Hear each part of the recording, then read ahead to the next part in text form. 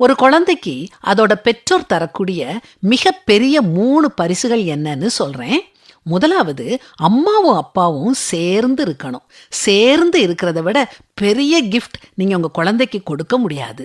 சேர்ந்து இருந்தா மட்டும் போதாது, சண்டை போடாம இருக்கணும். கணவன் மனைவினா சண்டை வாக்குவாதம் வராம இருக்காது. ஆனா பிள்ளைங்க முன்னால சண்டை போடாதீங்க. குழந்தை முன்னால சண்டை போட்டு நீங்க பிரியறத காட்டிலும் பெரிய தண்டனை அந்த குழந்தைக்கு வேற எதுவுமே இருக்க முடியாது.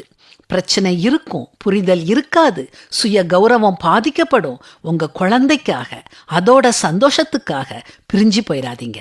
2வது பரிசு என்னன்னா, நீங்க பாதுகாப்பா நோய் இல்லாம ஆரோக்கியமா இருக்கணும். சத்தான உணவு சாப்பிடுங்க, உடற்பயிற்சி செய்யுங்க, நல்லா ஓய்வெடுங்க. அப்படியே நோய் வந்தாலும் ஒழுங்கா மருந்து மாத்திரை சாப்பிட்டு வேண்டாத உணவை தடுத்து கட்டுப்பாடோட வாழுங்க. பிள்ளைங்களுக்கு நீங்க முக்கியம். நீங்க சுறுசுறுப்பா அவங்களுக்கு செய்ய வேண்டிய கடமைகளை செய்யணும்.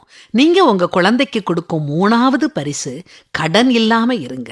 நிறைய பிள்ளைங்க தங்களுடைய பெற்றோர் வச்சுட்டு போன கடனை அடைக்கிறதுலேயே தங்களுடைய வாழ்நாளை கழிச்சிடுறாங்க. இது எவ்வளவு பெரிய கொடுமை! விரலுக்கு ஏத்த வீக்கம் தேவை.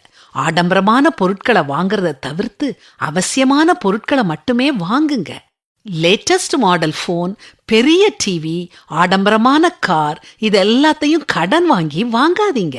இப்படிப்பட்ட பொருட்களை கடனுக்கு வாங்குனீங்கன்னா இந்த பொருட்களை பார்க்கும் போதெல்லாம் சந்தோஷமா இருக்காது. வாங்கின கடன் மனசுக்குள்ள வந்து பயத்தை கொடுக்கும், நிம்மதி கெடும். அப்புறம் பிள்ளைங்களுக்கு வாங்க வேண்டிய அத்தியாவசிய பொருட்களை கூட வாங்க முடியாத நிலைமை வரும். அதனால கடன் கொடுத்து எதையும் வாங்காதீங்க. மறுபடியும் சொல்றேன், சேர்ந்து இருங்க, ஆரோக்கியமா இருங்க, கடன் வாங்காம இருங்க. இது நம்ம சுய முயற்சியால முடியாது. ஆண்டவரோட உதவிய நாடுங்க.